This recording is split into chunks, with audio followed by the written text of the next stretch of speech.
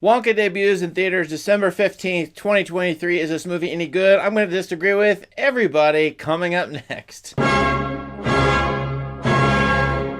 I'm a massive fan of the first Willy Wonka and the Chocolate Factory. I've seen it 15, 20 times. I think that early passage in the movie, it's 20, 30 minutes, that has sarcastic overtones about people's obsession with chocolate, and the Golden Ticket contest is fantastic. I've always really appreciated that movie. Now here comes a prequel by the man who made Paddington and Paddington 2, and I think this is a welcome idea to do this movie. Plot is basically that Wonka is returned from being overseas for 7 years, finding, I guess, all the global products in the world from Manila and the North Pole, wherever, and he's coming to sell his chocolate in, I don't know where. I think it's an English city, but or it's kind of like a nondescript Euro city. But anyway, he's thwarted from selling his chocolate because there's a heavy police state. There's a corporate cartel involving Slugworth from the first movie and a couple other corporate guys. And so he's completely shut down. And then he signs a ridiculous contract when he stays at a hotel or an inn for one night. And he's thrown into, a working servitude for his entire life. So it's working from the bottom up, literally. That is more or less the plot as Wonka tries to work his way into, I guess, a storefront. I mean, the whole movie's goal is for him to sell chocolate in a store. He'll do that later in the movie, but again, he's attacked by this corporate cartel. And by the way, this corporate cartel involving Slugworth is in conspiracy with the Catholic Church. Yeah, I didn't expect this movie to take a run at the Catholic Church, but it's not only the Catholic Church, a specific church maybe, it's 500 monks, and I do not know why this movie is having a problem with monks, but here you go. There are monks who are protecting a corporate cartel in a police state. Now, the movie doesn't have those tones. You will get bombings, guns, Wonka, his head is thrust under ice water, but yet this movie is so lighthearted. It's rated PG. I'm surprised. I thought it should be rated G. It's for 7-year-olds. It's a musical, and yet, there are no surprises to me in this movie, and that's one of my problems with it. This movie has zero character development. All the characters are played as straight-up types, as in a kids movie, as in kids' fare. Every character is the same, and they stay the same throughout. It's only one character needs to overcome all the others. Wonka needs to overcome all the others in order to win in the end. So no character development, few surprises for me. It's not a delightful wonderland like the original movie, not even like the Tim Burton movie, which I disliked, but at least is quirky and weird and has some interesting moments. I want to be surprised by a Willy Wonka movie. I think that's the main thing when I go into this, and I see nothing new here.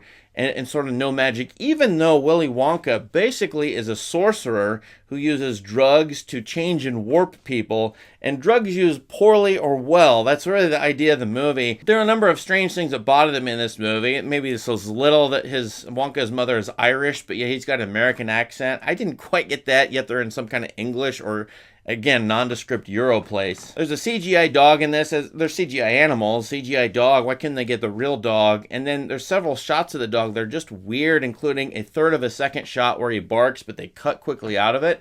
Do they think this dog doesn't look good on screen? I think so. That brings me to the lighting, and I'm not sure if my theater was just dim, but this seems to be a lowly lit movie. It is lit like a historical drama.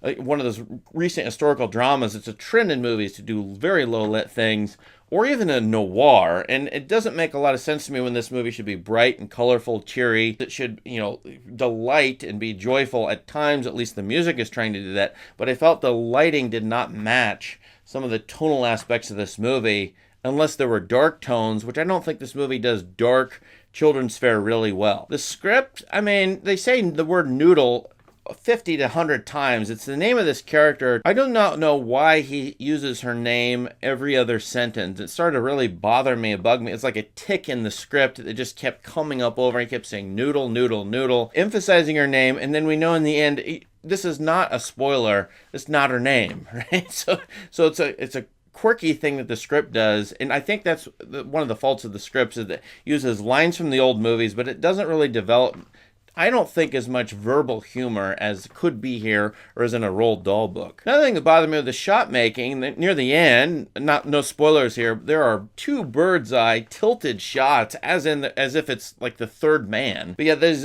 is a moment when these two shots show up where this character gets what he or she wants. It's the ultimate goal of the movie. It should be heartfelt, loving, and you're using film grammar that's very noirish and disturbing. I did not understand that. There are several weird moments like this in this movie that I didn't think the typical film grammar, this movie is not trying to innovate in any way, so the typical film grammar it uses is actually wrong for the moments and the scenes it's in. Thus, I do not know why this movie is pulling 83%, 89% on Rotten Tomatoes for critics and normal viewers. Maybe I just watched it incorrectly. That's totally possible. But I watch it in terms of movie history and kids' movies that I've seen. I like a lot of kids' movies.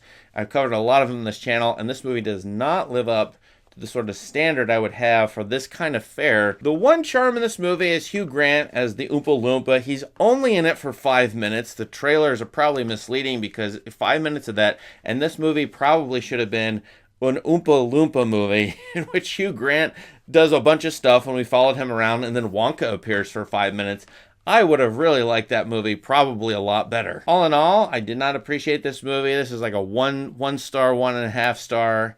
Sorry to say, bump it up. I don't care. I think a lot of people really appreciate it if they watch it with the right people, maybe children or something like that. I don't think my own kids would like it, but they're weirdos. So anyway, it's a low-rated movie for me. I do not recommend it. What do you think of Wonka? Be kind in the comments, because I'm going to come right back at you with witty retorts like Willy Wonka would do. But what do you think about it? Let us know in the comments.